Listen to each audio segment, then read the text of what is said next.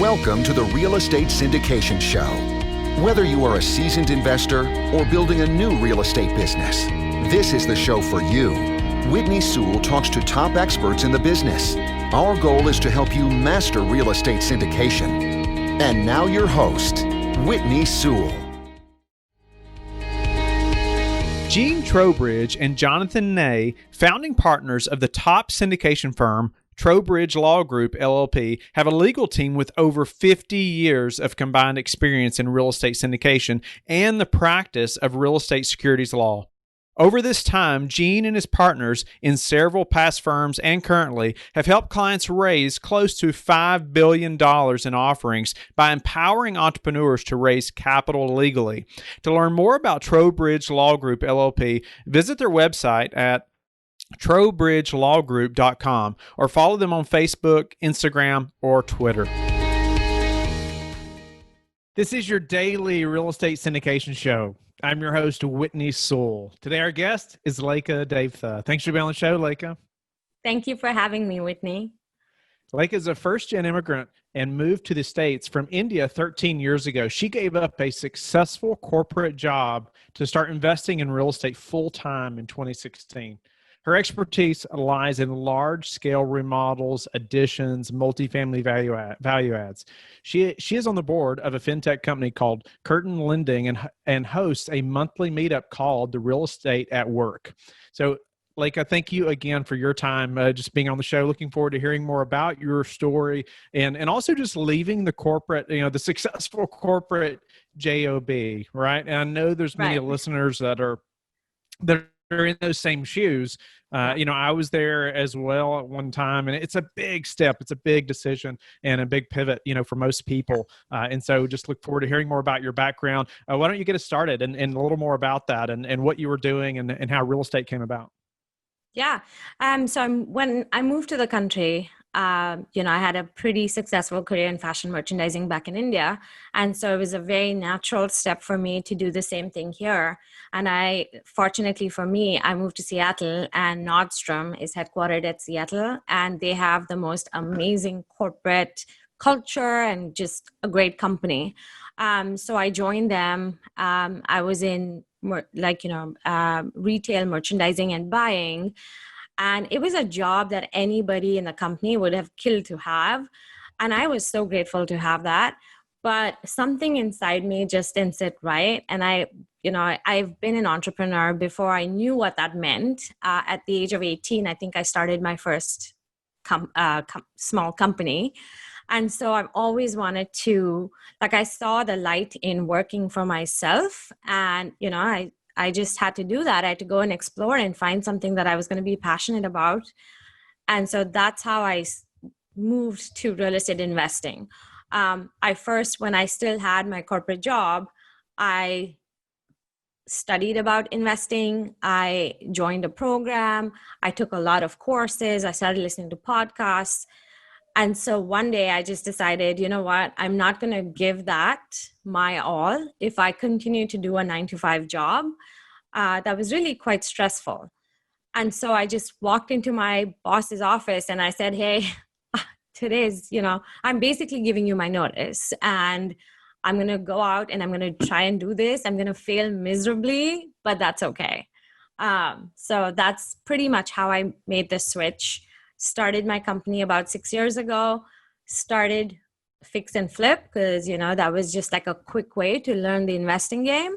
And that was back in 2014. And since then, I flipped over 40 homes, spearheaded hundreds of real estate transactions. And I'm on the board of Certain Lending. I ran a successful meetup. So lots of good things came out of that. Awesome. Well, I apologize. I mispronounced a Certain Lending a minute ago, but it's so interesting, and it's such a big step. You said you went into your boss, and you said I'm practically giving you my notice. I'm going to fail, but it's okay. Well, was that did you fail, or has it been a success? How did that turn out? Yeah, I mean, my first project was a miserable failure, and I'm the first to admit it. But through those failures, I learned so much that helped me, that just basically set me up for success on my future deals, that I was okay failing. But that's the thing is, after that, I started to really, make profits on every single deal that I was like fortunate to have had that failure to kind of set me up for that kind of success. So yeah, absolutely. And then since then, oh my God, like, you just find all these amazing opportunities. I met the most incredible people. I am fortunate to be on a show like yours, so yeah, I could only tell you that this has been such a huge success for me and my family, and just ultimately leading to my end goal of being able to create a legacy. What gave you that mindset of being okay with, say, of a failure of the first project? And ultimately, I would say now it was a success, right? Even though the first project didn't go so well, and mine was very similar, it did not go so well. However, it was our own university. I call it. We learned so much. But what helped you to think? Have that mindset of even if it's a failure, it's okay because we're going to learn so much. We're going to keep moving forward. Mm-hmm. So on that first deal, I was going to lose 100K if I didn't hustle. And I did. And I worked hard till the very end. And I instead only lost 5 grand. And that taught me so much. That taught me that if I just took the same principles on a different deal where I had the numbers right, where I had the right team, then I could only succeed. There was no failure. So I think that was a huge mindset shift, I would say. And really, I think surrounding myself with the right people and not being afraid to ask questions was what led to my future successes. Nice. Yeah, you can't be afraid to ask questions, right? Yeah. So why don't we dive into your business model just a little bit, where you're located and what you do and how you're really doing different things and being creative to make things happen. Just fill us in a little bit on how what your business is. Yeah, sounds good. So I'm located in Seattle, Washington. It is a super hot real estate market, has been for the last decade. And so, like when I first started, I wanted to really do new construction, but that was going to be a longer term process, just more risk. And so that's why I switched my plan to do fix and flip. It was just quick in and out. I got really good at it. And then I started to do larger down to the studs remodels. So I took on more projects with more upside to it, but also more work. And now that's kind of my skill set, is doing really large scale down to the stud remodels. And that's kind of morphed over the years too, to now, I subdivide land, I do additions on projects. And lately I've been buying 2 to 4 unit buildings, like in really distressed state, and adding value to it to significantly raise rents and raise value, and do cash out refinances to then go ahead and do it again. So that's been so much fun to learn too.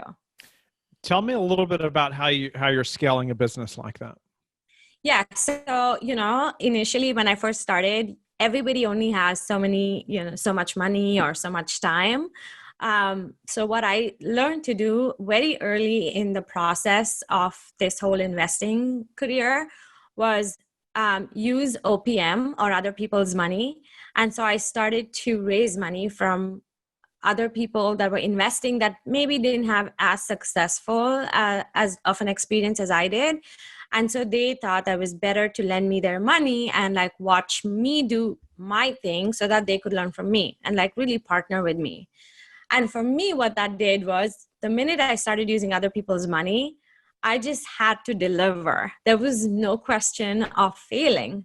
And so I just, I would, and I was doing 8-10 deals at a time. And in my area, that meant $8-10 million, right?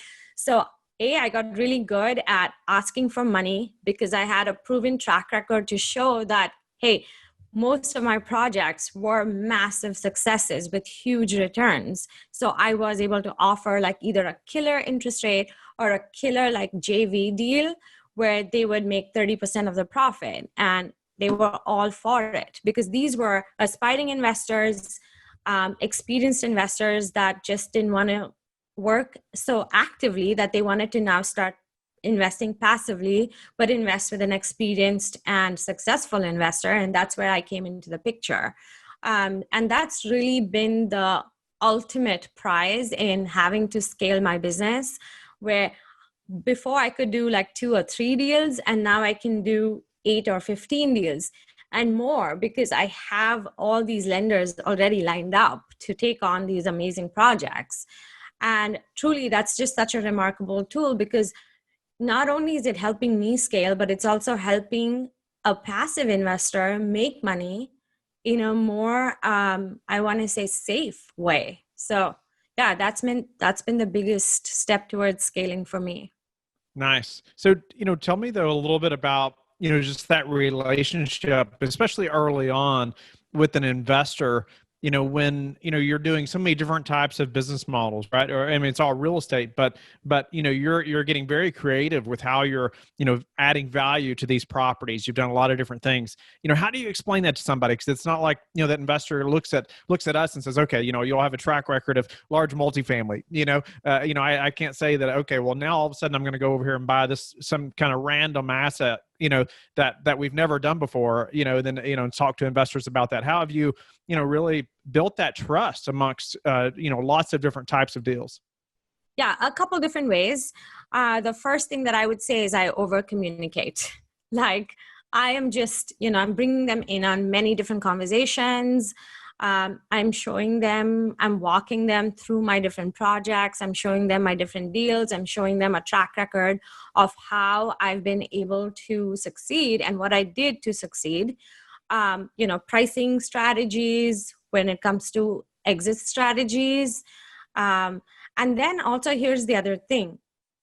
One way to safely set up someone else's money is by just giving them a straight up interest rate. And that is just safer than doing a JV or an equity partnership.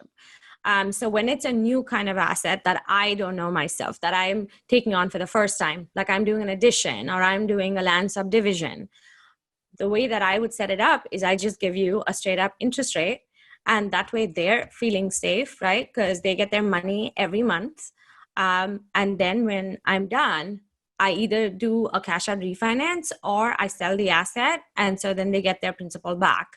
So I think just having done so many deals and having partnered with so many people, like I can show them K1s, I can show them, like I just over communicate and just bring them in on every conversation. I think that's like the best way to be transparent. Nice. So, you talked about getting good at asking for money.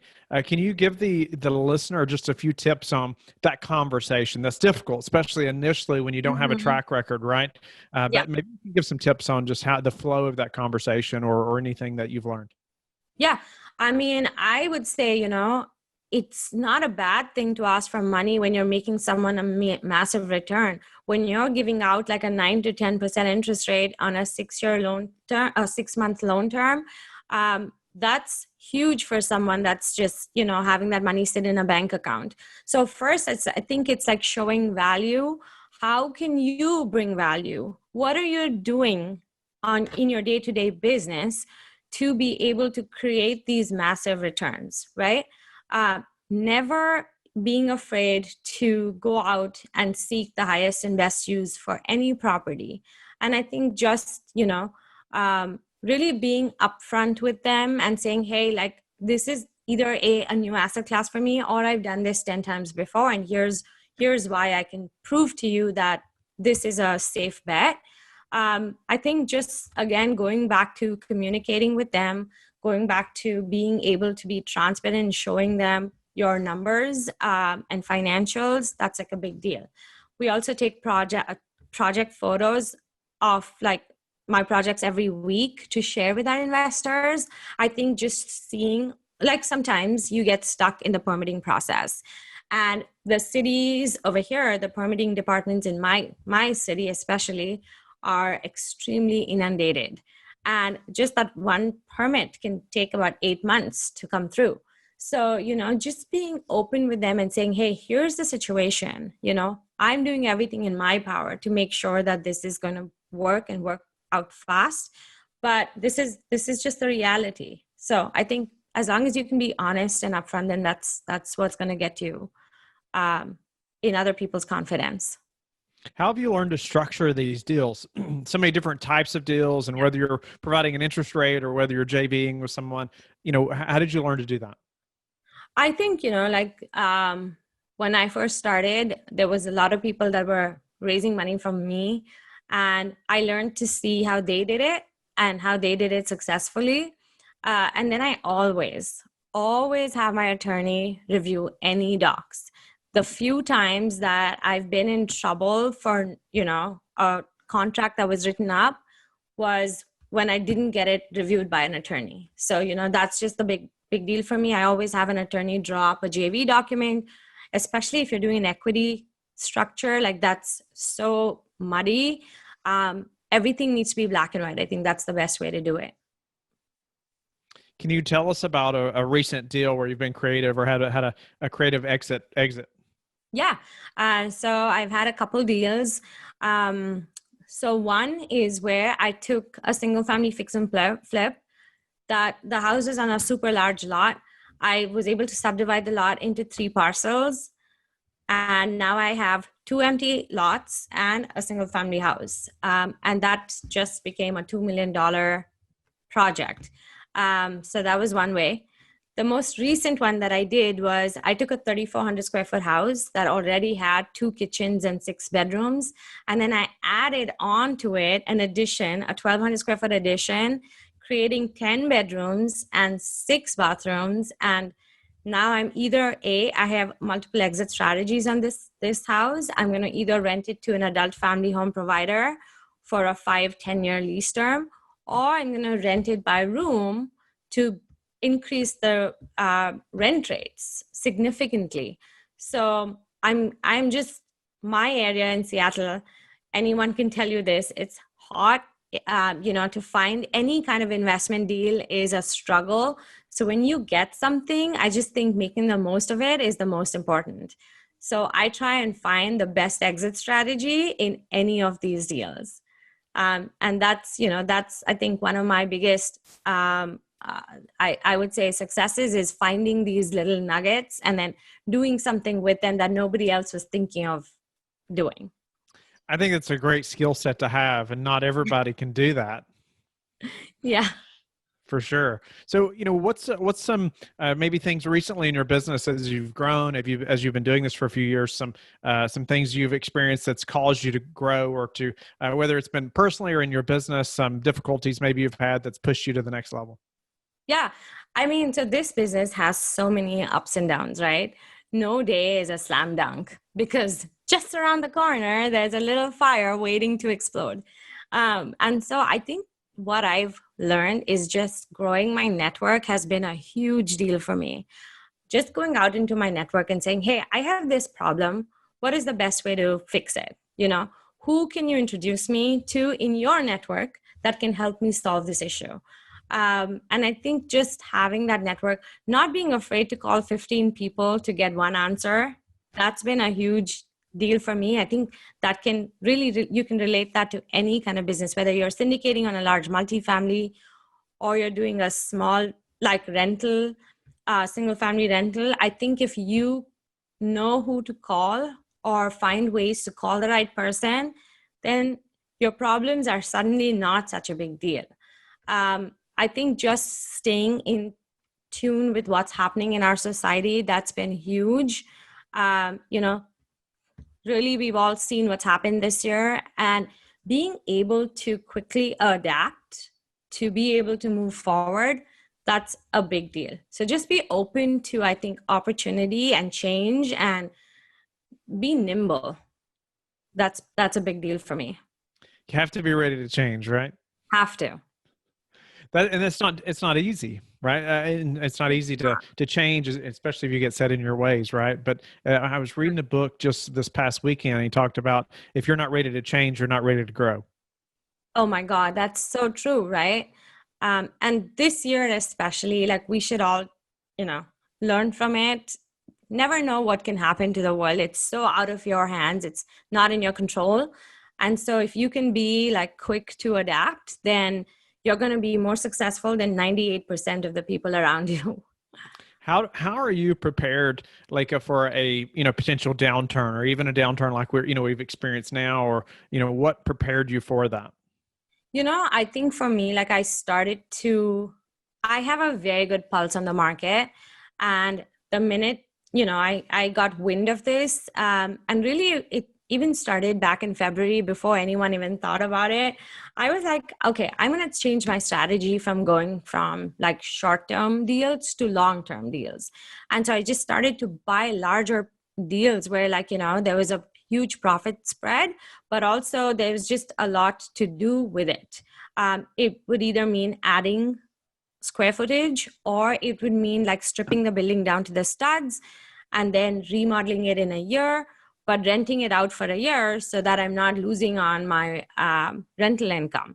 So just taking on different kinds of projects than I normally do has helped me be more successful. Also, I think being liquid is important in this market at this time, because we never know like what the fall market's going to bring us. And with all the government funding stopping, I don't know, like I just feel like there's going to be a shift. I can feel it. I can see it. So just being liquid so you can take on opportunities that maybe other people can't, I think will lead to success. For sure. No, great advice. What's a way you've recently improved your business that we could apply to ours? So I think for me, just having that little shift in the way that I do business, like I'm just going under contract on another 4 unit, which is super distressed. And what I want to do to it is like, I can buy it really cheap, negotiating deals, because you make money on the deal when you buy it, not when you sell it, not when you're remodeling it. It's all about the buy. So I've started to really like hone in on my buying criteria, adjusting that with the market. And so I'm buying this fourplex that is, I'm buying for well below market, that I know if something happened to the market, I'd still be okay. So I think just adjusting your buying criteria a little bit, that would help. What's your best source for meeting new investors? So I host a monthly meetup and I bring in aspiring investors. I bring in like really seasoned investors together. And that has honestly been the best way to grow my own network. I also go on, a lot of other people's webinars. And the cool thing about this whole COVID situation, if there's one silver lining, it's that everybody has learned to use telecommunication to the best of their ability.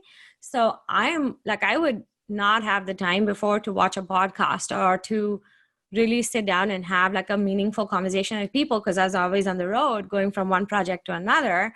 And today I can do that. I can do that from the comfort of my home. And so I've been able to just grow my network. Like I attend meetups that are based out of New York or Chicago, and I would never do that before. And really it's like I've learned to grow my presence and also learn to network with people from across the country rather than just being in my Seattle or Washington State bubble. Nice. Yes, no doubt about it. Now that we can join all these meetups virtually, we can be anywhere, right? Yeah. You don't just have to go to the Seattle meetups. So great to break out of that mindset as well and grow our network. So what's been the number one thing that's contributed to your success? As cliched as this may sound, I think it's just grit, having my eye on the ultimate price and the outcome, and just doing everything in my power to get to that outcome. Most people, I think, give up, cut their losses short, which is not a bad thing. But at some point, you just have to draw the line and just make sure that everything you do leads to massive success.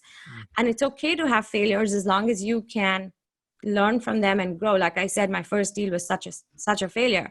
And it's not that I haven't had failures after that. Deal number 35, I lost 65 grand on. And I thought that was a slam dunk deal. And if that could happen to me, it could happen to anybody. So I think just learning from that and growing, you can't bet on a success every time, but you can work towards it. And I think that's what I do best is, have the grit to hustle and get things done. How do you like to give back? So I am big on education, and I believe in giving hope to people that are just starting out. And so that's why I host my monthly meetup group, Real Estate at Work. Now I've been doing online webinars, so people from across the world can join us.